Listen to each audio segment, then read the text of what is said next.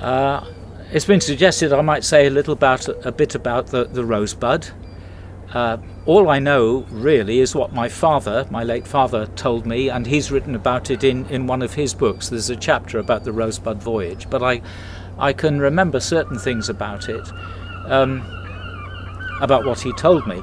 Ironically and sadly, the Rosebud voyage in 1937, several years before I was born, my grandfather died at sea. He's out there in the bay. His bones are in the bay. They never recovered the body. And he was lost a few months before I was born in 1941. But the Rosebud sailed in 1937 in October. I think it was the 20th it left Newlyn.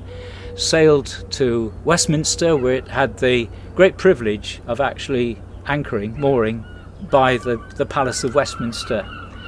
And the aim of these Cornish fishermen was to prevent the demolition of a certain number of fishermen's cottages in Newlyn.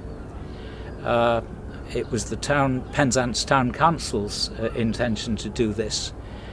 And this made national news. It was in all the major daily newspapers. It was on Pathé News. It was well, on the front page of the Daily Telegraph. I've still got a cutting somewhere about that.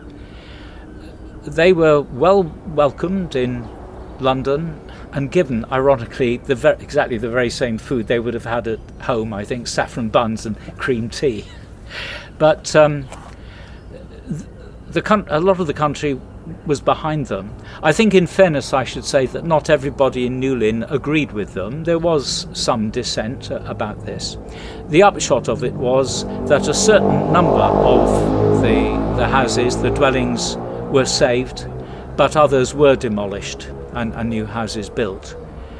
It has been said that it was the beginning of the Second World War that actually brought to an end the demolition programme, but I don't have the details of that.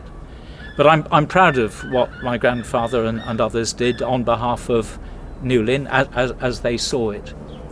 His widow, my paternal grandmother, had 4 children, all of whom became teachers, and she was the saintliest woman I think I've ever known. So I heard a lot about it from her. I think some of the wives went up to London as well. So that's what I know about the Rosebud.